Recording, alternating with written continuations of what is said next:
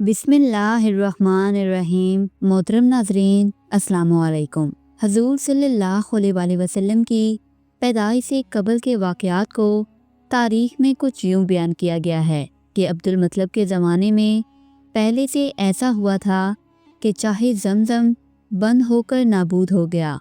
इसकी वजह ये हुई थी कि उमरू बिन अल हारिस चूँकि मक्का मुअज़्ज़मा का सरदार था, इसने जब अपनी कौम को ज़ुल्म-ओ-सितम और मुसाफिर अजारी करते देखा, अज़ाब इलाही के खौफ से हिजरत की, तुर्क वतन इख्तियार किया, चलते हुए ज़मज़म को बंद कर गया।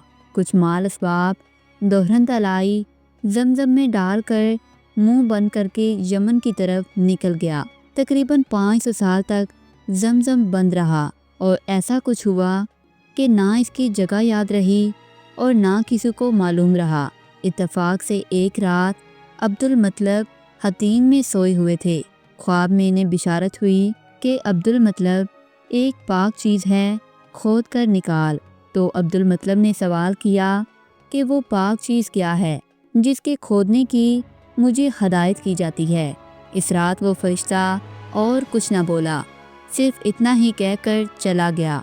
दूसरी रात को फिर आया और ये कहा कि अब्दुल मतलब नेक मुबारक चीज़ को खोद लो।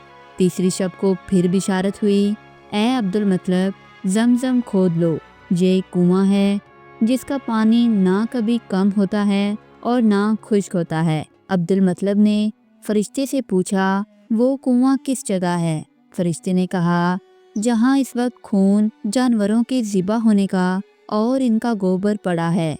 एक अबलक रंग का कौवा तुम्हें इस जगह अपनी चोंच मारकर निशान बताएगा।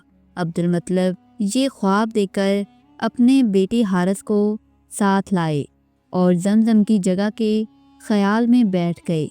फ़ौरन एक अबलक रंग के जानवर ने आकर अपनी चोंच से ज़मज़म की जगह निशान लगा दिया। बमूजब हदायत और बिशारत के अब्दुल मतलब इस जगह को खोदने लगे। कुरैश ने अब्दुल मतलब को मना किया क्योंकि ये जगह मसलक खाना था।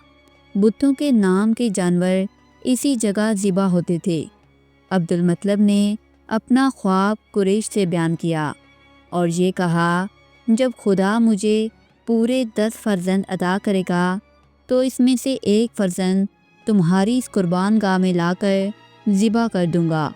ये सुनकर कुरैश खामोश हुए। अब्दुल मतलब और हारिस ने खोदना शुरू कर दिया।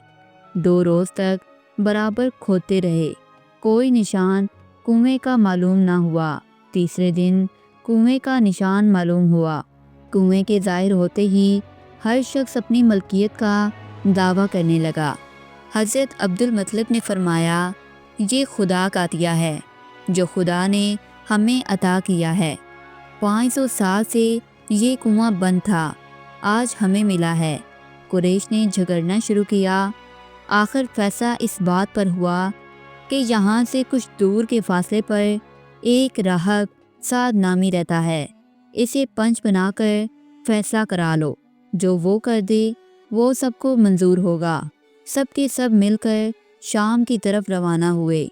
10-12 रोज़ के बाद काफिला से पानी ख़त्म हुआ। ऐसी रेगिस्तान में जा पड़ा कि जहाँ कोसों मील पानी का पता ना था। प्यास की शिद्दत से सब मरने लगे। आजिज़ होकर अब्दुल मतलब से कहा कि अब हम क्या करें? अब्दुल मतलब ने कहा, हर शख्स अपने अपने लिए कब्र खोदे, जो मरता जाए इसे दफन करते जाएं। जब लोगों ने अपने अपने लिए कब्रें खोद ली और बिल्कुल मरने को तैयार हुए और मौत का कामल यकीन हो गया तो अब्दुल मतलब ने फरमाया, लोगों अल्लाह पर भरोसा करो, यहाँ से चलो, शायद आगे कहीं से पानी मिल जाए। ये सुनकर लोगों की हिम्मत बंधी। सामान दुरुस्त किया। हर एक शख्स अपनी अपनी सवारी पर सवार होकर नहायत नाउमीदी की हालत में आगे चला। सबसे पीछे अब्दुल मतलब अपनी ऊँटनी पर सवार हुए।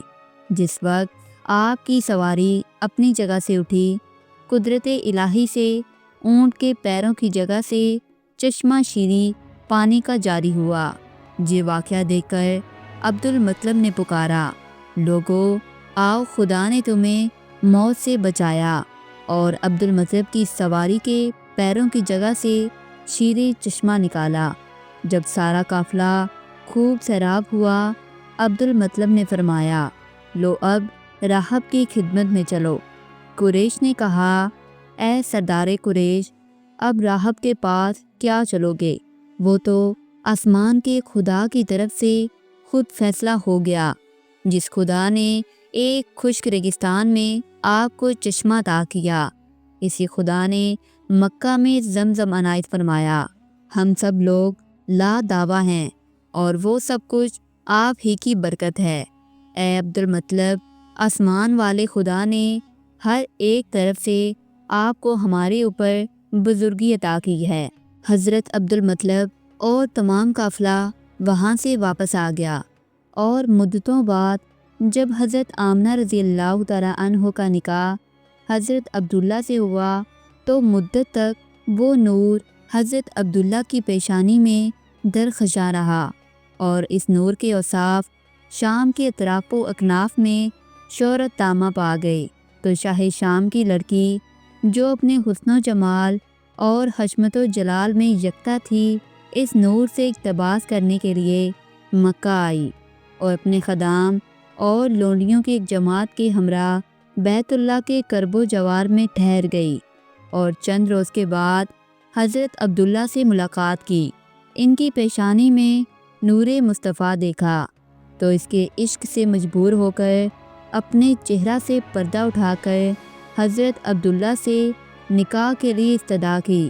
حضرت عبداللہ نے جب اس کا حسن و جمال کامل اور شوق غالب دیکھا تو اس کی استدعا کو قبول کر لیا، لیکن ساتھ یہ بھی کہہ دیا کہ یہ کام میرے والد محترم حضرت عبد المطلب کے مشورے کے بغیر نہیں ہو سکتا۔ اس عورت نے اس بات کو پسند کیا۔ حضرت عبداللہ واپس اپنے گھر تشریف لائے۔ جب حضرت عبداللہ رات کو گھر واپس تشریف لائے تو اللہ کے حکم سے نسل محمدی کی بنیاد رکھی گئی، اور یہ مقدس امانت حضرت آمنہ کے بطن میں ودیعت ہوئی۔ اگلے دن حضرت عبداللہ رضی اللہ تعالیٰ عنہ اپنے والد محترم حضرت عبد المطلب کے پاس اس عورت کی درخواست لے کر پہنچے تو حضرت عبد المطلب نے اس نکاح کی اجازت نہیں دی، اور فرمایا کہ عبداللہ کا نکاح پہلے ہی آمنہ بنت وہب سے طے پا چکا ہے، اور یہ اللہ کی معیشت ہے کہ نور محمدی حضرت آمنہ کے رحم میں منتقل ہو۔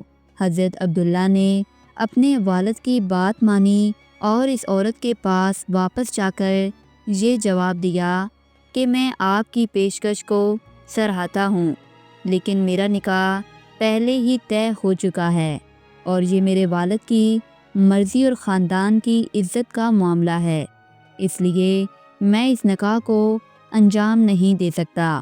وہ عورت جو حضرت عبداللہ کے چہرے پر نور محمدی سے بے حد متاثر تھی، یہ سن کر بہت افسردہ ہوئی۔ اس نے کہا، یہ نور یقیناً کسی عظیم ہستی کا مظہر تھا، اور میں جانتی ہوں کہ یہ نور اب میرے مقدر میں نہیں رہا۔ یہ نور اس خاتون کے بطن میں منتقل ہو چکا ہے جو دنیا کی عظیم ترین ہستی کی والدہ بنے گی۔ یہ کہہ کر وہ عورت واپس شام روانہ ہو گئی، دل میں ایک عظیم تقدیر کو قبول کرتے ہوئے، اور اس طرح حضور صلی اللہ علیہ وآلہ وسلم کے دنیا میں آنے کا مقدس سفر شروع ہوا۔ امید کرتی ہوں کہ آپ کو آج کی ویڈیو اچھی لگی ہوگی۔ اگر آپ کو ہماری ویڈیو اچھی لگی ہے تو ویڈیو کو لائک کریں، اور مزید اس طرح کی ویڈیو کے لیے ہمارا چینل سبسکرائب کر لیں۔ ملتے ہیں نیکسٹ ویڈیو میں، اجازت دیجیے، اللہ حافظ۔